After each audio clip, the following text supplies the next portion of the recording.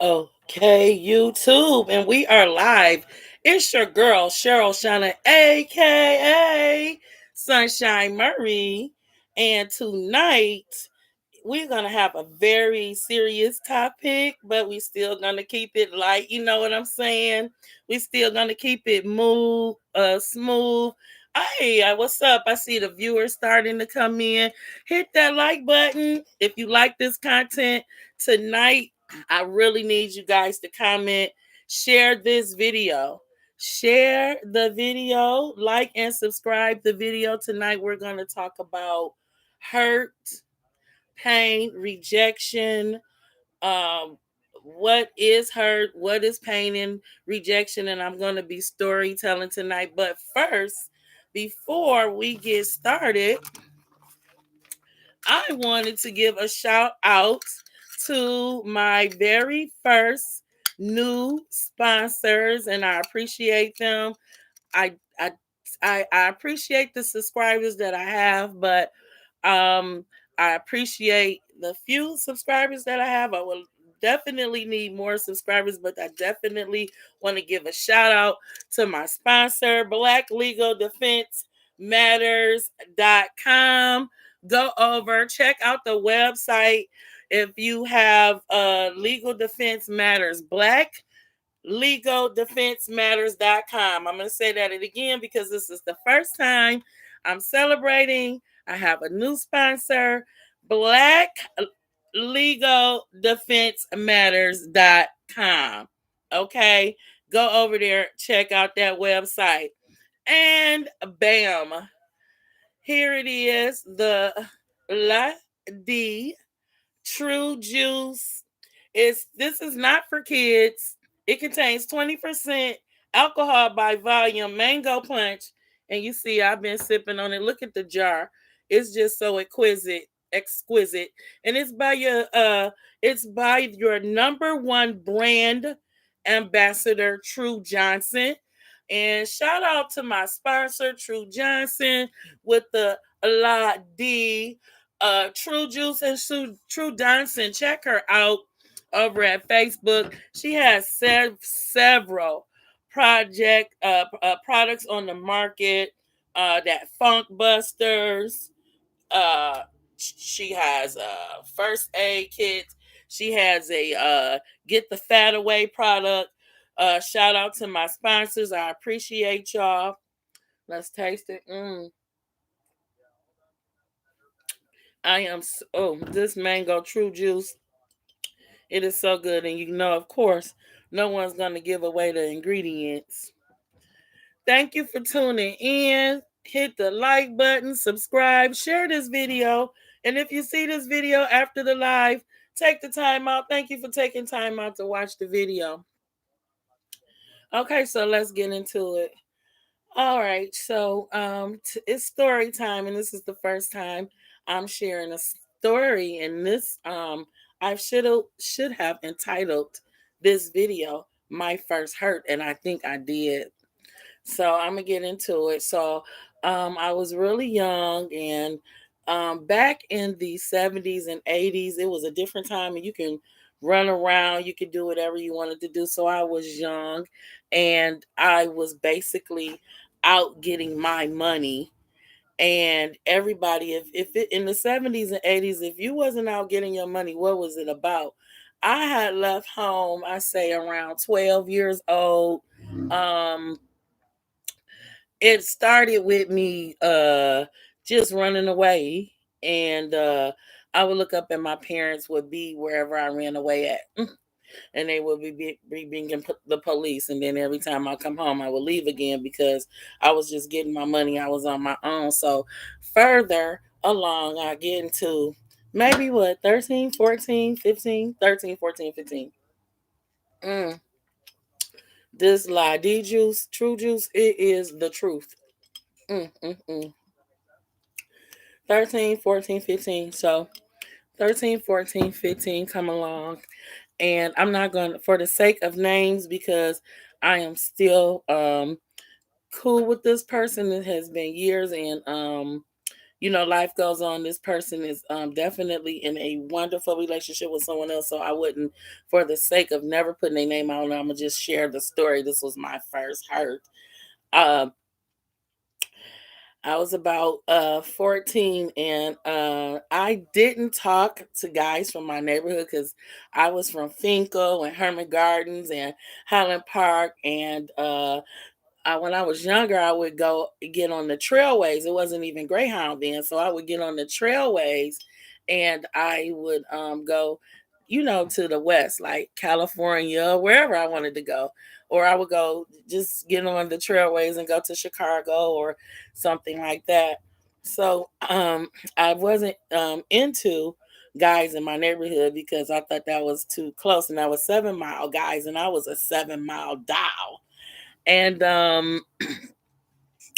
moving forward, so um I decided to talk to one of the 7 Mile dogs, and I was about my money, and a lot of my friends they were like having sex already, having babies. I wasn't doing that. So later on, this particular person realized and found out like they was the first person that I had, give my virginity or whatever up to. But moving forward, I decided to talk to this guy from 7 Mile, and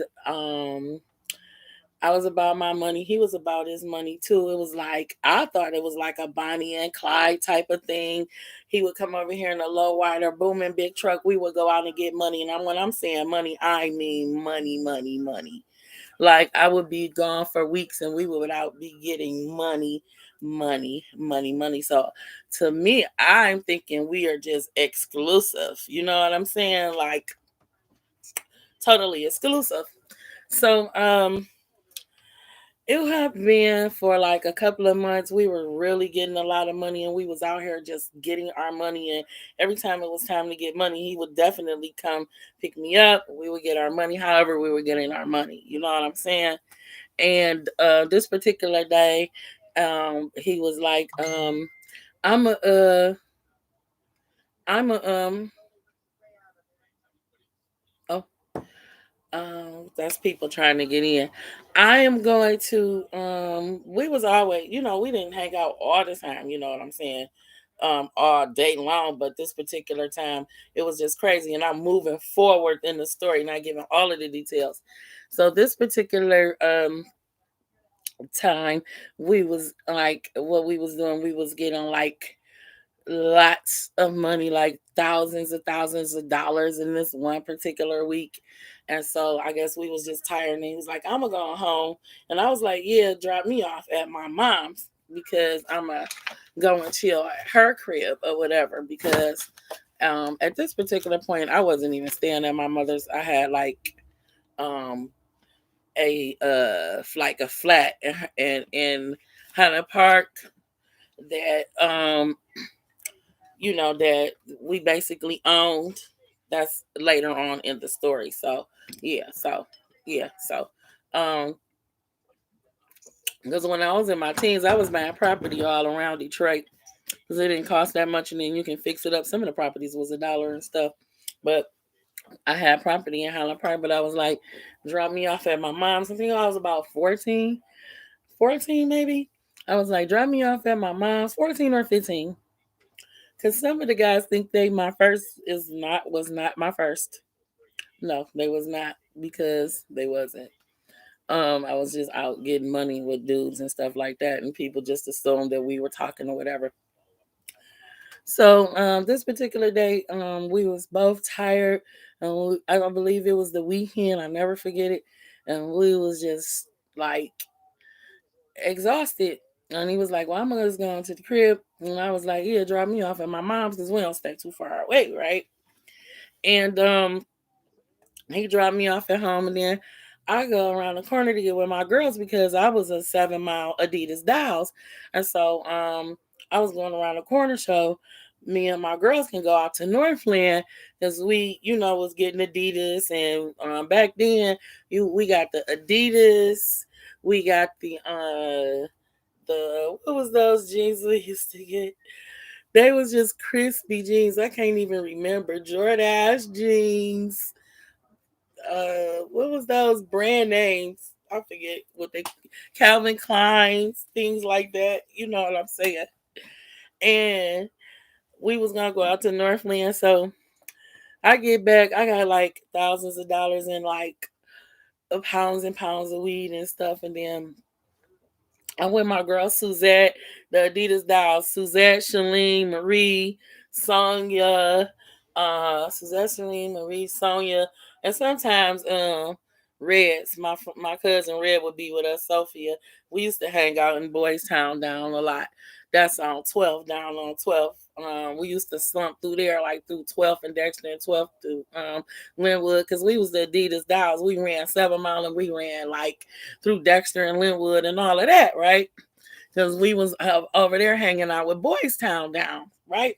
So moving back to the story, so when I got around to the corner at the time to Suzette house, Shalane, Niecy, and all of us, we was all going out to Northland. So they was like, "Where you been?" I was like, "None of your business." I didn't want nobody to know who this person was or I was talking to and whatever, and that we even had sex because they all knew that I hadn't had sex yet because I ain't have no kids yet or nothing, right?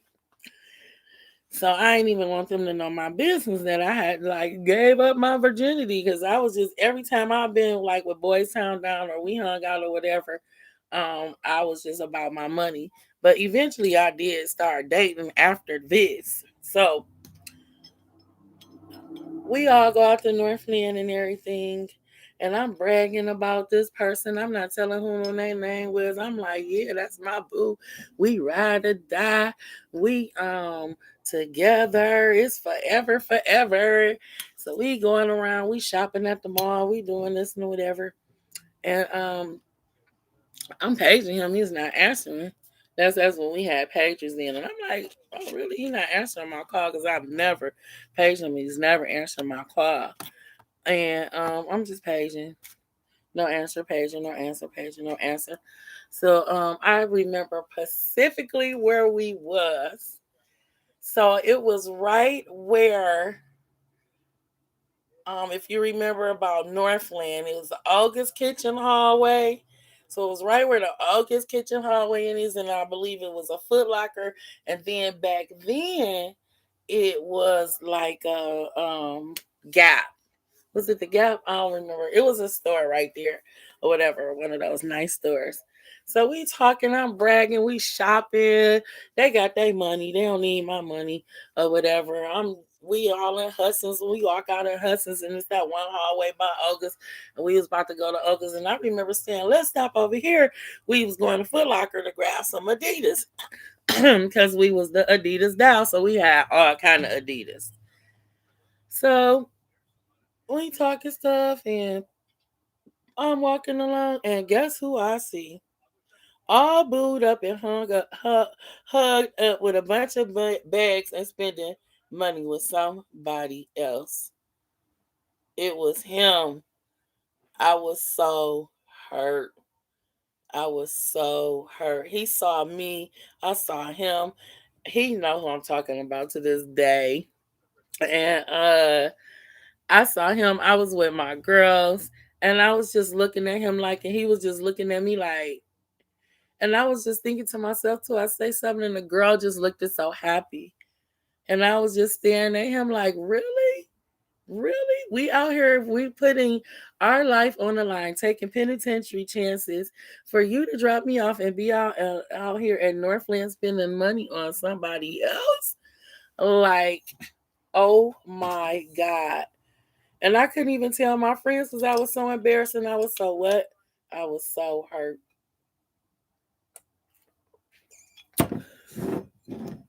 I got to drink some Ladi juice just thinking about it. But that was my first hurt.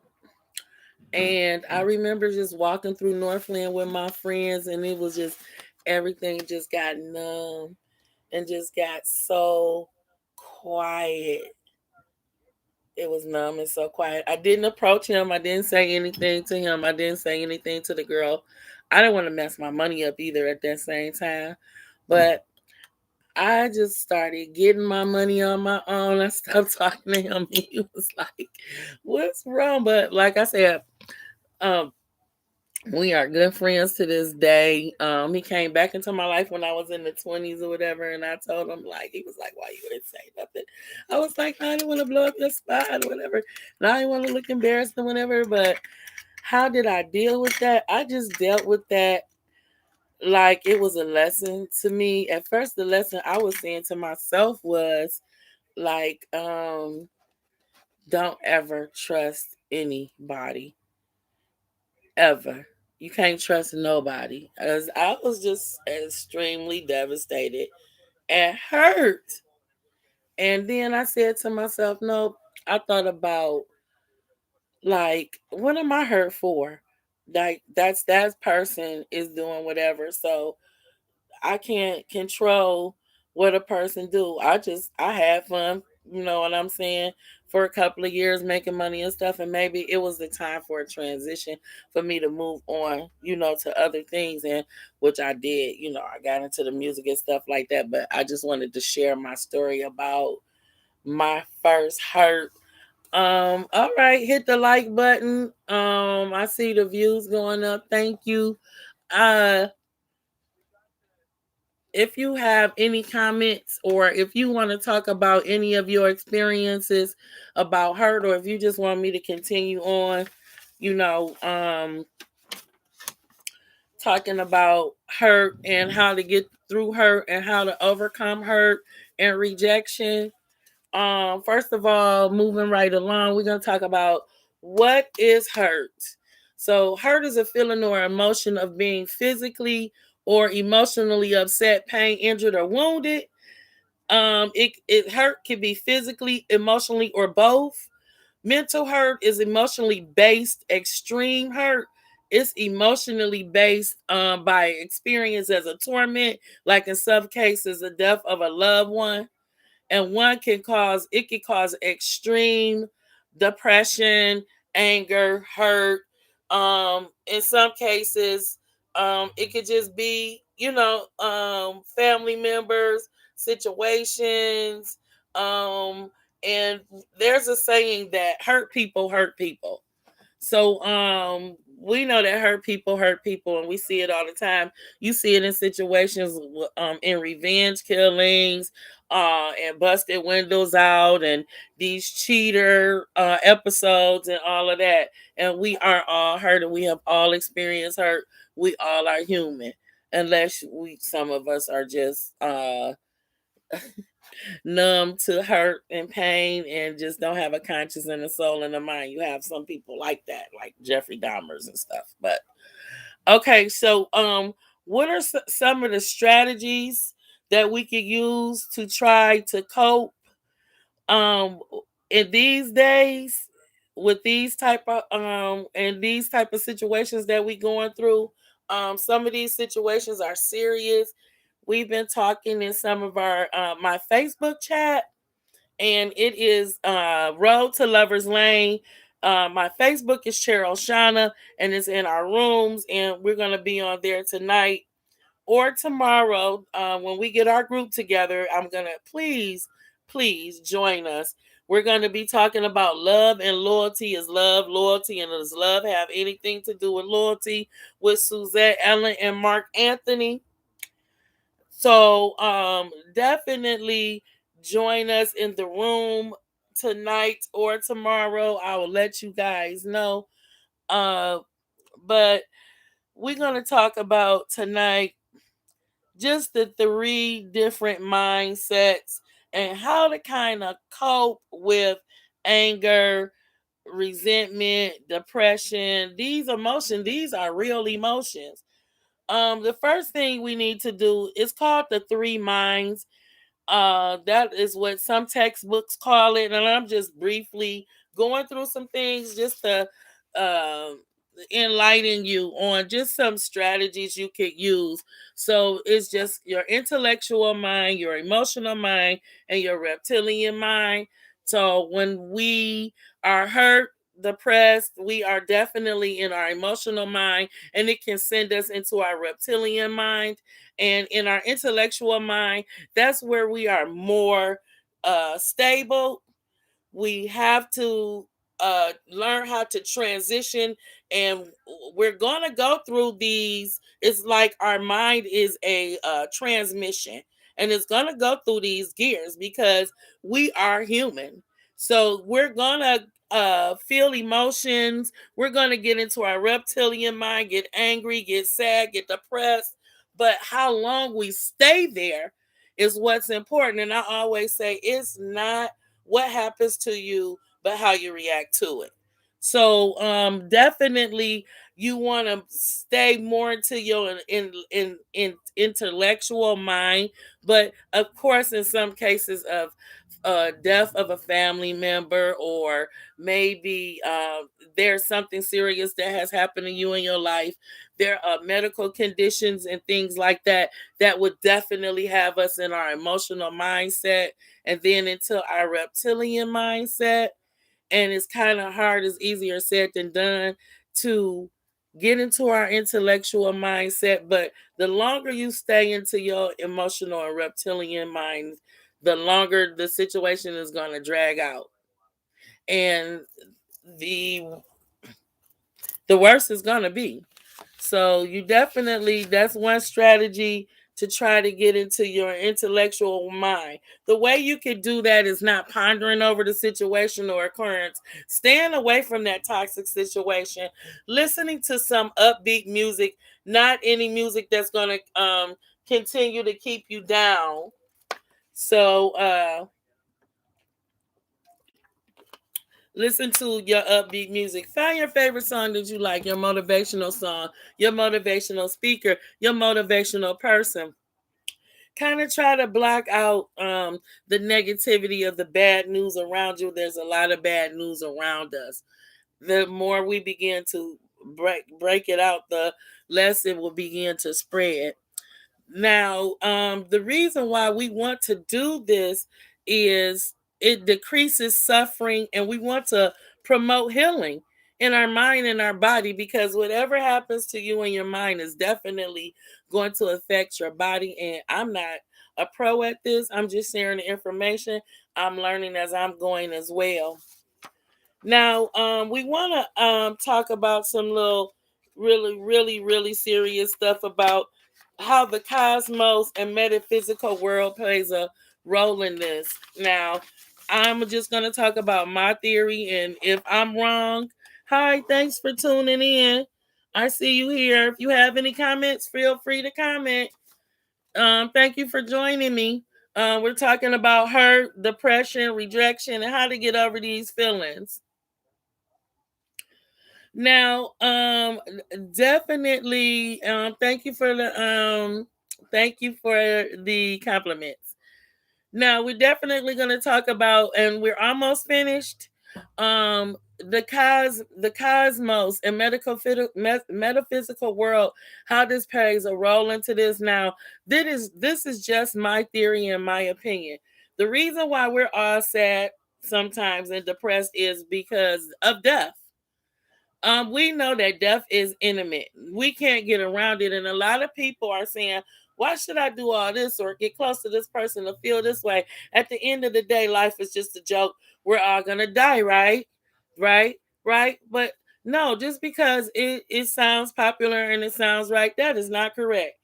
We all are aware of the cosmos and the metaphysical world. And our ancestors that transition, and I'm not a pro at this, but as people has close to me and around me have transitioned, I've had to learn this because it is real. We can't just make this up. We have three different sets. So they're called the living ones, the shining ones, and the elders with powers. So our ancestors, like our relatives or loved ones that passed before us, they're called the living ones, the shiny ones, and the elders with powers. This is real. I cannot make this up. Um, First, when we, because I'm just using the extreme definition of hurt. So not the kind when you with someone and they cheat on you, or a marriage or a divorce or something like that. That's not the type that I'm using tonight. I'm definitely using the analogy of death, just in case someone here is watching and they're dealing with the death of a loved one. Okay. That is serious things that that is bothering everyone now. This is a time where we need to be showing love and compassion, but also having some strategies to dealing with some of these. So, the first thing we need to do before we get into the cosmos, the metaphysical world, the living ones, the shining ones, and the elders, we need to talk about recognizing and coping with the 7 stages of grief. Let's talk about that. And this is just not dealing with death, because grief can be dealing with breaking up with a boyfriend or girlfriend, a friendship breaking up, a job opportunity, losing a job, having to change, situations with your home, anything, right? First stages is you're going to be in shock and denial. It's 7 stages of grief, because when we go through things and they don't go our way, that feeling that you feel is grief, just flat out. There's no way of getting around it. If you know that this exists, the quicker that you get through it, the better that it processes. So first stage is shock and denial. You in shock and denial. I can't believe it's happening to me. Why is this happening to me? The world is against me. And for some people, they be like, Lord, you said you wouldn't give me something I couldn't bear. For some people, it's like the universe is totally against me. Things like that. So then the second is pain and guilt.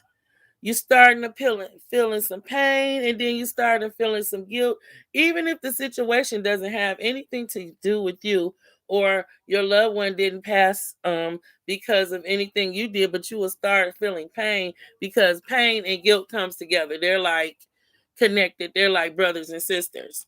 And then you're gonna feel anger and bargaining. You're gonna be starting to feel anger, and then you're gonna be bargaining out the situation, like, trying to just be like, okay, I can't continue to be in shock, I can't continue to be in pain, but I'm angry now. And then this is when other things come out during the anger. And like I said before, it's not what you it's not what happens to you, it's how you react to what happens to you. Even though I know serious things happen in our lives. So anger and bargaining. The bargaining part comes, should I do this? Should I get revenge? Should I do this? Should I say this? Or what happened in some cases? Then comes the depression. And this is the hardest part of it all, because right next door to pain and guilt and anger and bothering, these is all the stages. There are stages. There is the depression. And this is where embarrassment comes. You don't want to tell people different things are happening, going on in your life. You're just totally depressed. You know what I'm saying? You feel those feelings of depression. You feel those feelings of being let down, or you let yourself down, or life let you down, or the situation shouldn't have handled like that. And then after depression, there comes the upward turn. So again, you got to pay attention to how long are you going to stay in those first few stages, because if you think about it, the last stages are the better stages of feeling, and getting you back into your intellectual mind. But we must go through these stages, because they're a part of a life. And I think the way we mess it up is we try to skip these stages. So after depression, there's the upward turn. You're starting feeling upwards. You're back on your feet. You're trying to see your way out of this. If it's a death of a loved one, you're starting to see the sun again. You're starting to smile again and laugh again. You're no longer feeling what they say survivor's guilt, anger. You're learning to just chill a little bit, but it's never gonna feel the same. That because that comes with the final stages of the 7 stages of grief, reconstruction, and working through acceptance and hope. So it's the reconstruction and working it through. And then the final one is the acceptance, accepting what happened and hoping that, and just knowing that you got another plan if it's another relationship. And if it's a loved one that has passed away, I'm going to go back to this now, that word hope. So there's a lot.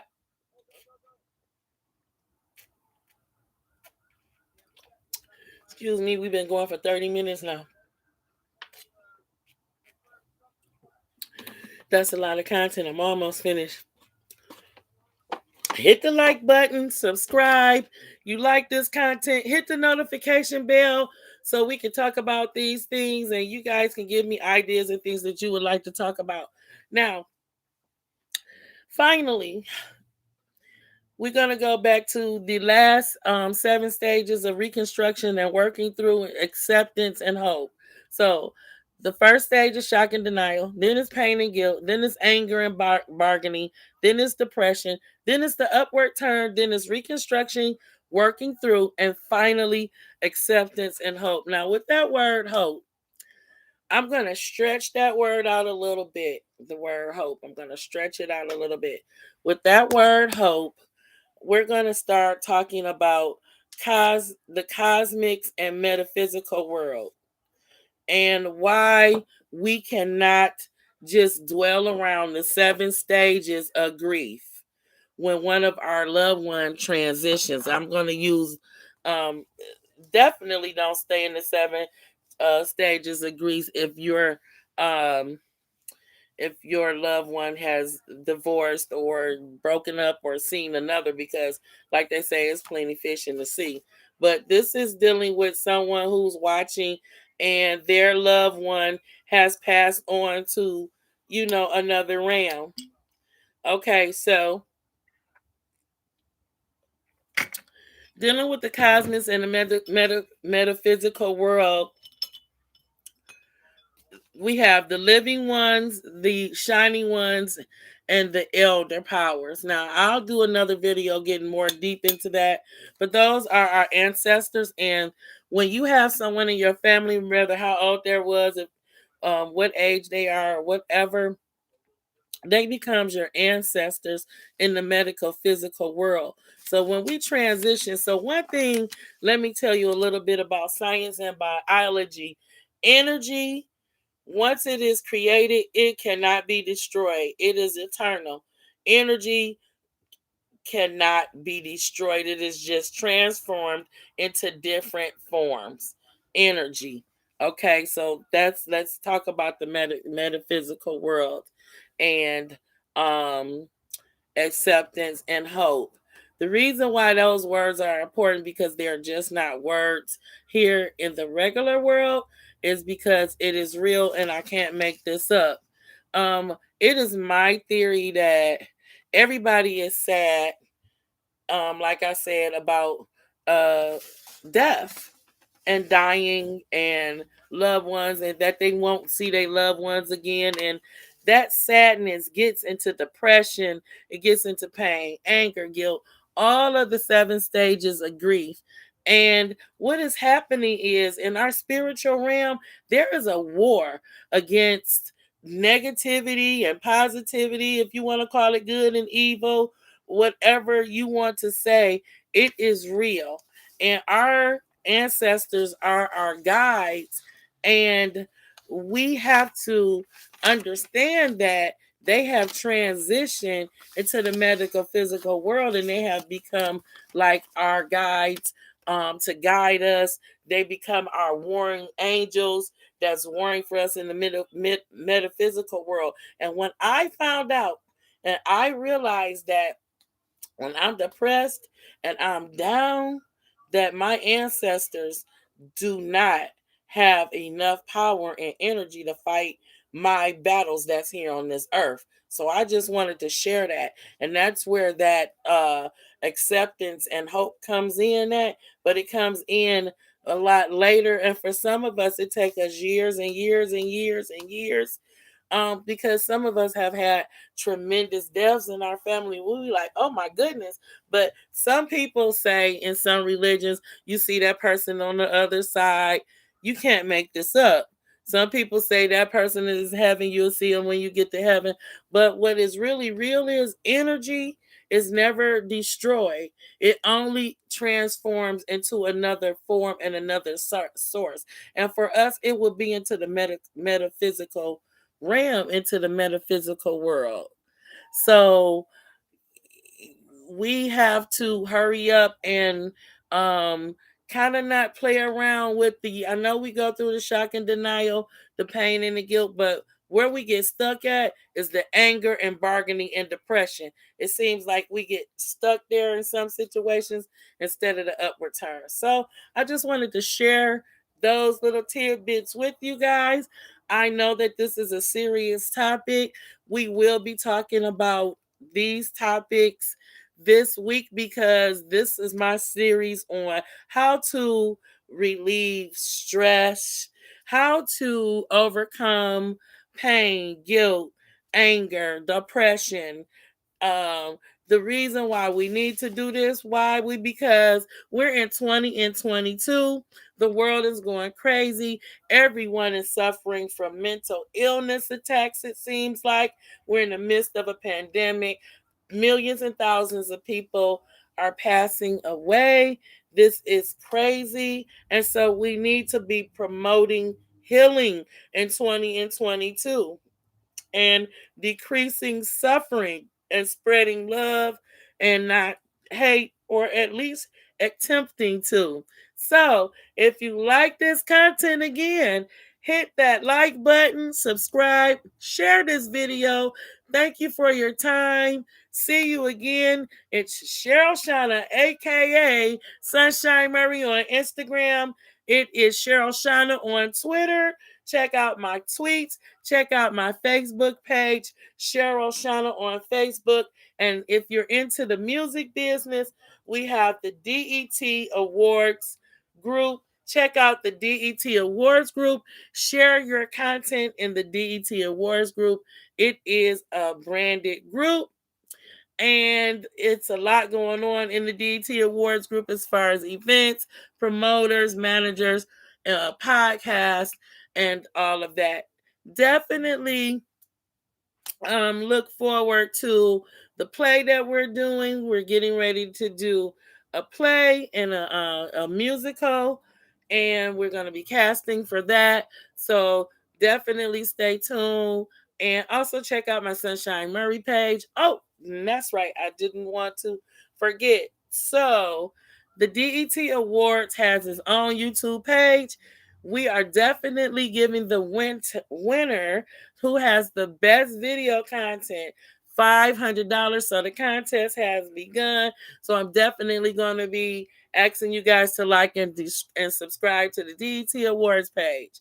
All right. So if you have any comments, concerns, questions, anything like that, you can definitely DM me at Sunshine Murray on Instagram or Cheryl Shauna on Facebook, or leave some of your comments here in the post and in the chat, and I will answer them.